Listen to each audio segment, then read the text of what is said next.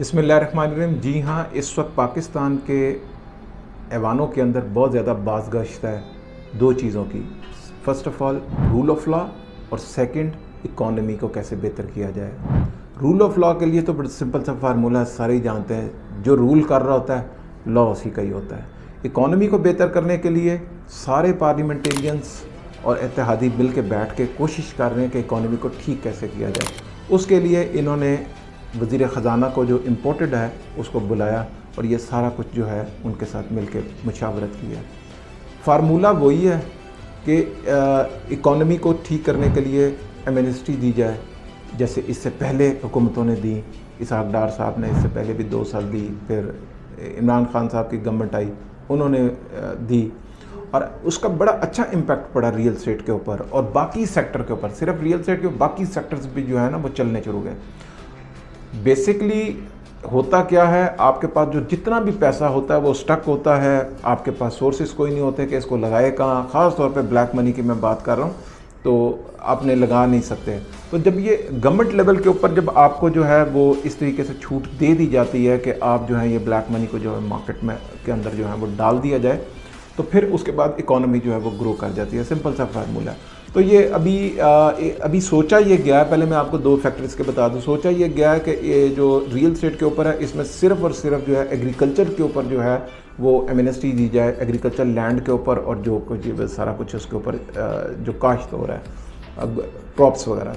अब दूसरा इन्होंने फैक्टर ये सोचा है कि जी आपकी जो प्रोडक्शंस हैं, जो भी मैन्युफैक्चरर है लोकल लेवल के ऊपर जो कर रहे हैं, उनको ये एमनेस्टी का जो है वो फ़ायदा जाए, जिसमें पोल्ट्री जो है वो काफ़ी बेसिक्स आती जाती है जो भी आपकी वो है।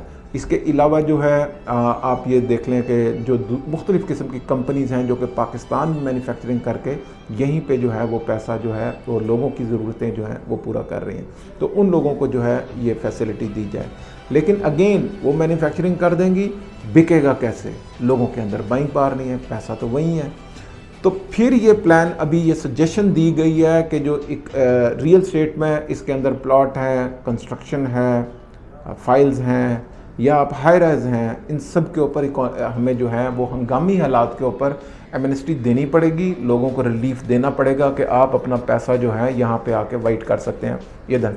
तो ऑटोमेटिकली एकदम से रियल एस्टेट के अंदर या दूसरे सेक्टर के अंदर पैसे की ग्रोथ होगी, पैसा इसमें इंजेक्ट होगा, तो यहाँ पे जॉब्स भी जो हैं वो क्रिएट होंगी।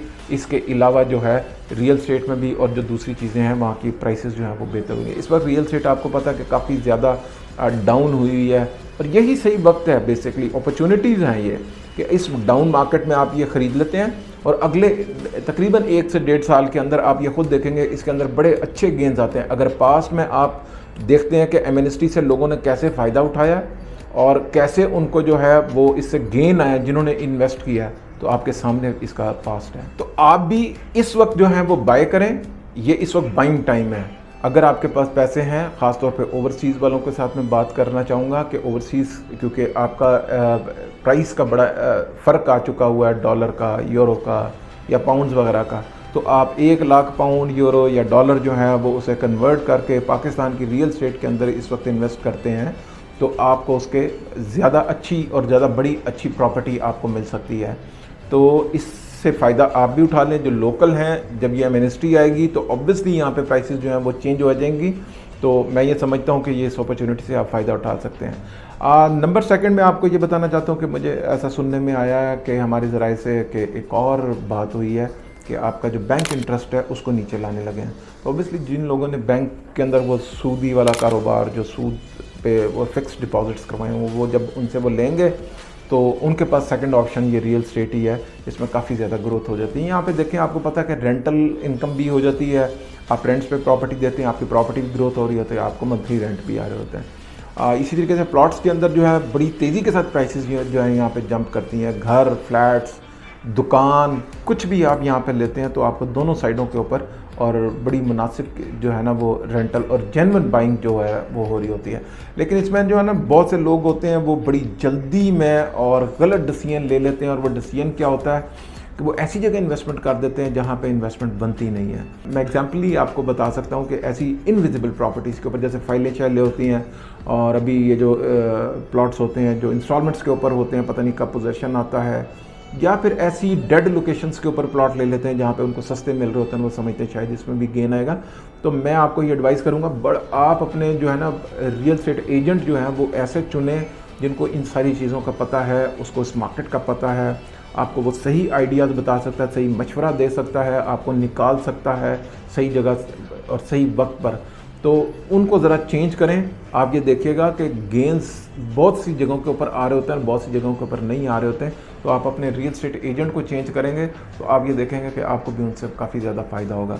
अगेन मैं आपको कहूँगा, हेल्दी इन्वेस्टमेंट है रियल एस्टेट, और DHA Lahore is the best. आप 6 में जा सकते हैं, आप 8 में जा सकते हैं, 9 प्रिज्म में कमर्शियल जोन है, यहाँ पे फेज़ 8 के CCA में जा सकते हैं जोन। इसके अलावा जो है मैं आपको कहूँगा कि अगर आप छोटे प्लॉट में जाना चाहते हैं, फेज़ 8 IBY के अंदर 5 मरले का आप जो है वो आराम से 80-85 लाख रुपए का पोजीशन प्लॉट ले सकते हैं। फेज़ 9 प्रिज्म के अंदर जो है R ब्लॉक है, वहाँ पर भी आपको 70-75 का पोजीशन प्लॉट, जबकि J ब्लॉक में 60-65 लाख रुपए का नॉन पोजीशन प्लॉट मिल जाएगा। बात यह है कहने की कि बेशुमार पॉकेट्स हैं, बेशुमार जगह हैं जहाँ पे आप इन्वेस्टमेंट भी कर सकते हैं, और आप अगर अपना घर बनाना चाहें आप घर बनाने के लिए भी ले सकते हैं, कमर्शियल में भी और रेजिडेंशियल में भी। मुल्तान या आपको मैं भावलपुर या गुजरांवाला, ये थोड़े से इस वक्त डेड हुए हैं। तो जहाँ तक इन्वेस्टमेंट की बात बनती है, यकीनन वहाँ पर भी बनती है, लेकिन फिर मैं आपको एडवाइस करूँगा अपना प्रॉपर्टी डीलर को ज़रूर कंसल्ट करें, 2-3 से मशवरा करें, बेहतरीन मशवरा जहाँ पे आप समझते हैं कि वो सही बात कर रहा है।